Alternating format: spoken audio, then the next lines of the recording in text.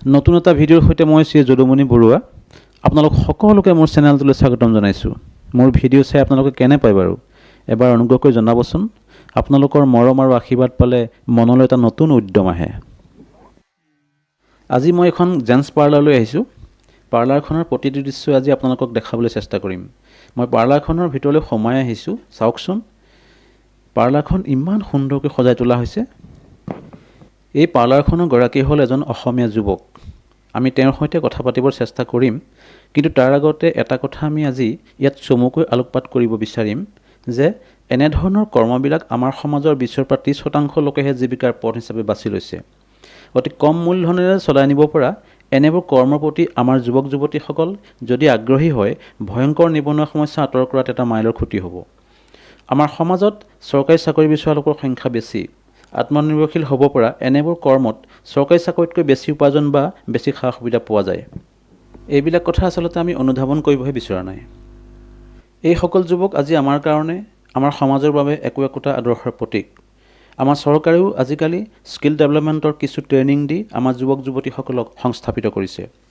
তেনেবিলাক সুবিধা গ্ৰহণ কৰিও আমাৰ নিবনুৱা যুৱক যুৱতীসকল আত্মনিৰ্ভৰশীল হোৱাৰ বহুত পথ আছে। নক'লেও নোৱাৰোঁ বা ক'লেও দুখ লগাৰ ভয় হয় যে চৰকাৰী কিছুমান আঁচনিও আমাক আচলতে এলেহুৱা কৰি পেলাইছে।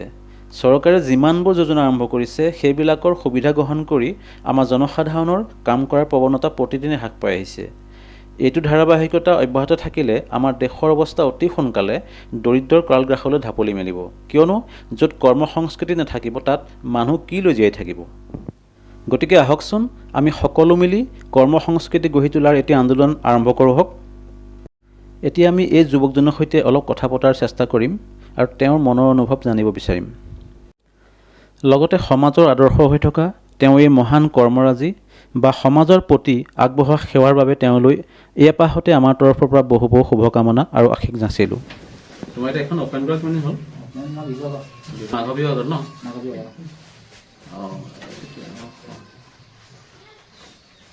এতিয়া তোমাৰ এই ব্যৱসায়টোতো বহুত দিন হ'ল, এইটোতো বহুত দিন হ'ল। 9 বছৰ 9 বছৰ হ'ল ন? 2014 চনৰ 7 জুলাই মোৰ ষ্টাৰ্টিং হৈছে। ঠিক আছে, তোমাক প্ৰশ্ন এটা সুধিছোঁ দেই। তুমি এতিয়া এই ব্যৱসায়টো যে ল'লা, কেলৈ বাছি ল'লা বাৰু? অসমীয়া যুৱক হিচাপে তুমি বাছি ল'লা। এতিয়া অসমীয়া যুৱক এইটো লাইন ল'বকে নাহে, হয় নাই? যিহেতু আগতে বিহাৰী সম্প্ৰদায়ৰ মানুহখিনি এইটোত বিশেষকৈ জড়িত হৈ থাকে। অসমীয়া মানুহ বৰকে নাহে, অসমীয়া ল'ৰা হিচাপে দেখিলোঁ। অসমীয়া যুৱক হিচাপে তুমি যিটো কাৰোবাৰ ল'লা, আচলতে এইটো কেলৈ বাছি ল'লা বাৰু? বাছি ল'লোঁ মানে মই আনিলোঁ নহয়, মানে ব্যৱসায়টো মই প্ৰফিট দেখিলোঁ। কাম কৰিছোঁ, এনেই ট্ৰাই কৰি চাইছিলোঁ, ট্ৰাই কৰি প্ৰফিট দেখিলোঁ। মানুহৰ লাভ য'ত থাকে তাত কাম কৰিব যাবই নিশ্চয়। সেইটো হ'ল আৰু দেখিলোঁ মই সেই ইয়াৰ পৰা কাম কৰি বহুতখিনি মানে মোৰ ছাকচেছ। যিটো কাম কৰিবলৈ ভাল পালোঁ, ধৰক ইটো মানে যিটোকে বিচাৰোঁ ইয়াৰ পৰা পইচা পালে মানে সেইটোৱে মই সুখী আৰু। এতিয়া মানে কাম কৰি ভাল লাগে ন? এতিয়া কাম কৰি ভাল লাগে, বেলেগ কামত ইণ্টাৰেষ্ট নহয় ন? ঠিক আছে, আমি সেই তুমি তোমাৰ পৰিচয়টো এবাৰ দি দিবাচোন দেই। তোমাৰ পৰিচয়টো এবাৰ দি দিবা হা, এতিয়া দি দিবা। নামটো কৈ দিলে হ'ব। দিগন্ত বৰা। দিগন্ত বৰা। এতিয়া এইটোতো এতিয়া হেৰি নহয়, কাষ্টমাৰ থাকে নহয় জানো? কাষ্টমাৰ থাকে। দেওবাৰ বুলিতো কথা নাই। মঙলবাৰে বন্ধ থাকে, মানুহ নষ্টত থাকে ন? মানে এটা উপাৰ্জনৰ ভাল পথ আছে ন? এটা উপাৰ্জনৰ ভাল। কিন্তু আমাৰ মানুহখিনিতো, আমাৰ অসমীয়া যুৱকখিনিতো নকৰে। নকৰে, কিন্তু এতিয়া আমি নিজে চব কৰি থাকিলে বিহাৰীয়ে ক'ত স্থান পাওঁ। আৰু যেতিয়া আমাৰ পইচাটো আমাৰ কি বেয়া কথা আছে, মানুহে কিছুমানে ইগন'ৰ কৰে। যেতিয়া আমি পইচা হাতত নাথাকে মই ইগন'ৰ কৰি কিনে পইচা দিয়ে। অসম আন্দোলন যেতিয়া চলিছিলে, অসম আন্দোলনৰ সময়ত আচলতে যেতিয়া বিহাৰী চাহী পলাই গৈছিলেতো অসমৰ পৰা, তেতিয়া কি হ'ল, অসমীয়া যুৱক কিছুমান ওলাই আহিছিলে এইবোৰ কাম কৰিবৰ কাৰণে, জোতামচিয়ে হওক, চুলি কটাই কাম হওক। কিন্তু তাৰ পাছত আকৌ এইখিনি মানুহ নাইকিয়া হৈ গ'ল। কিন্তু শেহতীয়াভাৱে আকৌ আজি প্ৰায় 5 বছৰমানৰ পৰাহে এই মানুহখিনি ওলাইছে দেই। 5-6 বছৰমান আগৰ পৰাহে ওলাইছে যিখিনি মানুহ ধৰা এনেকৈ চুলি কটাই হওক, এনেকুৱা সেইখিনি মানুহ। কিন্তু অসমীয়া যুৱক এতিয়াও বহুত আছে বাৰু, তাতে ভাল লাগে বাৰু। অসমীয়া যুৱক হিচাপে এনেকুৱা কাম এটা কৰিলে ভাল লাগে, আত্মনিৰ্ভৰশীল এটা পথ লৈছে। মোৰ ঘৰ চুলিটোৱে নহয়, মই স্কাৰ্ফ এভৰিথিং টেকনিক কৰা হয় নি? মোৰ পাৰ্লাৰ কাম চব হয় হয় নি? সেইটো কাৰণে বৰ ট্ৰেইনিং লোৱা হৈছিলে নি? ট্ৰেইনিং আছিলে আছিলে? মই ইণ্ডিয়ান মাৰ্কেটত লোৱা হয় নি? কিমান দিনৰ? 3 মাহ হৈ গৈছে হয় নি? কি কথা? 3 মাহ ন? এই বস্তুটো মই মানে হেৰি চেৰি কৰা ফেচিয়েল ফেচিয়েল কৰা অ'কে মানে পাৰ্লাৰ কাম যিমান চব মই জানো আৰু প্ৰমোটলে মানে এইবাৰ নেমটো সদায় নামটো হেৰিয়ে দিছোঁ পাৰ্লাৰ দিছোঁ নামটো পাৰ্লাৰ দিছে নে নামটো কি বুলিছে? জেন্টছ পাৰ্লাৰ বৰা জেন্স পাৰ্লাৰ বঢ়িয়া ফেচিয়েল কৰিলে কিমান লোৱা যোৱা এজনৰ বোলে ফেচিয়েল কৰিব লাগিব ফেচিয়েল কৰিলে 300 টকা স্কাৰ্ফ কৰিলে আপোনাৰ 180 আকৌ মানে হেৰি কাটিং ঠাণ্ডা আছিলে পাৰ্লাৰ কৰি দিলোঁ মানে পাৰ্লাৰ কাম জানো বুজি আছোঁ পাৰ্লাৰ হ'লে লাভেই হয় আকৌ সেইকাৰণে স্কাৰ্ফৰ পৰা ধৰি আপুনি যিহকে কৰে বোলে মাছাজ লগাম এভৰিথিং সেইখিনি আহে মানুহ আহে না জানো মই মানে মইহে খুলিবলৈ মোৰ খেলি মেলি হৈ যায় কিন্তু কাষ্টমাৰ মোৰ কাৰণে বহি থাকে দিনে মই 1000-1500 এনেকৈ থাকেই মানে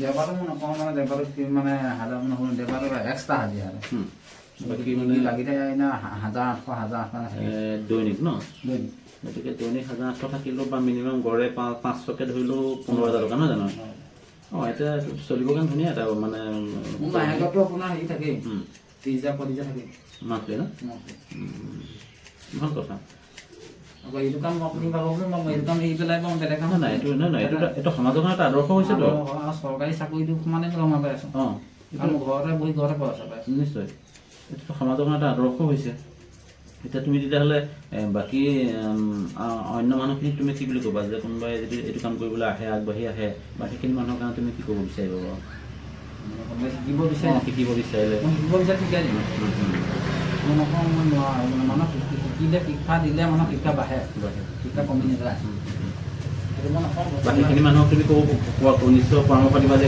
এইটো কৰক সেইটো কৰক বুলি মই কওঁ নাই সেইটো কৰক ভাল হ'ব চবেই কৰক আৰু বজাৰত আপোনাৰ পাৰ্লাৰে হওক যি দোকানেই হওক 10খন থাকিলেও যাক দিলে ভাল লাগে সিনো যাবই এতিয়াতো যিখিনি বিহাৰী সম্প্ৰদায়ৰ মানুহ আছে সেইখিনিতো লাখ লাখ টকা ইনকাম কৰিছে টাউনত যিবিলাক বহি আছে তাহাঁতেতো ঘৰত চাকৰি কৰোঁ বুলিয়ে কয়গৈ চাকৰি ডাঙৰ চাকৰি কৰোঁ বুলি কয় কিন্তু তাহাঁতে চুলি কাটি থাকে বা জোতা মচি কৰে কিন্তু বহুত পইচা ইয়াত থাকি ল'ৰা ছোৱালী ডাঙৰ কৰিছে পঢ়াইছে বহুত ডাঙৰ বহুত বেছি ইনকাম তাহাঁতৰ বেছি ইনকাম এইটো বস্তু বহুতেই ইনকাম যি বুজি পায় কৰিব আৰু কিছুমান মানে মানুহে ইগন'ৰ কৰে বেয়া পায় আচলতে বেয়াও পায় কিন্তু এতিয়া বেয়া পালে কিন্তু মই কি কৰিম এতিয়া মই এতিয়া চাকৰিটো মই এতিয়া নাপালোঁ কিবাটো মানুহটো চলি থাকিব লাগিব চাকৰিটো নাপালোঁ বুলি মই যেতিয়া ঘৰতে পঢ়ি থাকিলে বা মই পঢ়ি শুনি পেলাই পঢ়ি আছোঁ বুলি ক'লে হ'ব জানো ঠিকেই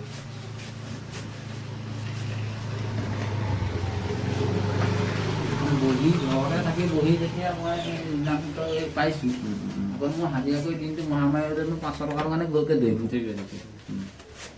পইচাটো পইচা সেইখিনি পইচা আচলতে আমাৰ মানুহবোৰে অসমীয়া ল'ৰাবোৰে আচলতে পইচা বিচাৰিব নাজানে মানে পইচাটো পইচা নহয় জানো হাজিৰা কাম কৰাত হাজিৰা কাম কৰোঁতে মই উন্নতি হাতৰ বিদ্যা এটা লোৱাটো কাৰণ এইটো বস্তু কেতিয়াও মৰি নাযায় এই অঞ্চলটো বহুত মানুহ আহি পেলাই এই অঞ্চলটো বহুত মানুহ মই এই অঞ্চলত মানুহ আছে নিজৰ যোগী ভাড়া পায় বহুত দূৰ পায় বহুত দূৰ পায় আৰু এতিয়া ল'ৰাক আপুনি যদি বেলেগত আপোনাৰ কিবা দেখিলেও পইচাও দিয়া নাকাটা মোৰে মানুহ মানে মই য'তেই যে দুই দোকানো মই আজি গা বেয়া মই আজি ৰৈ আছোঁ ঠিক আছে কাৰণে আপুনি জানি পেলাই মই মোলৈ কলটা কৰি দিবা নাকি আমি সেইকেইটা মানুহ বেলেগত কৰাব নোৱাৰে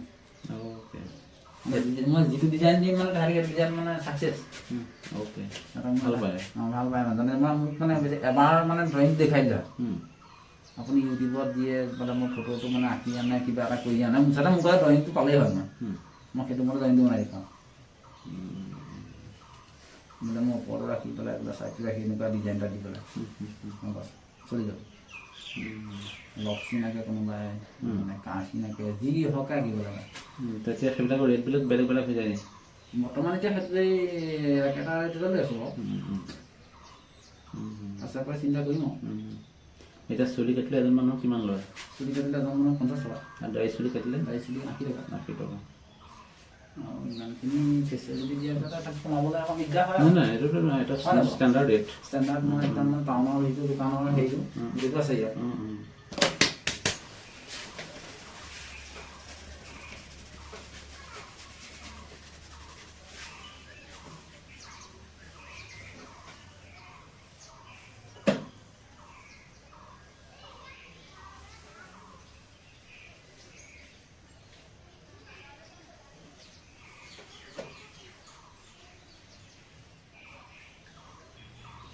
ছুপাৰ মাৰ্কেটত লৈছিলা ন ট্ৰেইনিং? 3 মাহৰ কাৰণে? মানে সেইটো মই চুলি কটাটো যিটো সেইটো মোৰ আগৰ পৰা আইডিয়া আছিলে, সেইটো মই পাওঁ। আৰু হেৰিটো এই ফেচিয়েলবিলাকত মানে অকণমান হেৰি আছে, ক্ৰিটিকেল আছে না, ইয়াত এই কাম এই দুটা বস্তু যিমান আপুনি আছো এই বস্তু দুটা, এই দুটা বস্তু চফা, এই দুটা বস্তু এই দুটা যিমান চফা কৰি মানে তাত মানে এইটো প্লাছ হ'ব, এনেকৈ হ'ব, এনেকৈ প্লাছ হ'ব, এইটো চফা যিমান হ'ব উজ্জ্বল আহিব। বন্ধুসকল, আজিৰ ভিডিঅ'টো ইমানেই আছিল। পৰৱৰ্তী এটা নতুন ভিডিঅ'ৰ সৈতে আপোনালোকক খুব সোনকালে লগ পাম। যদি ভিডিঅ'টো চাই আজি ভাল পালে লাইক শ্বেয়াৰ কমেণ্ট কৰিবলৈ নাপাহৰিব। লগতে মোৰ পেজটো ফ'ল' কৰি ল'ব আৰু চেনেলটো ছাবস্ক্ৰাইব কৰি ল'ব। গতিকে পুনৰ লগ পোৱাৰ প্ৰতিশ্ৰুতিৰে আজিলৈ আহোঁ। বহুত বহুত ধন্যবাদ।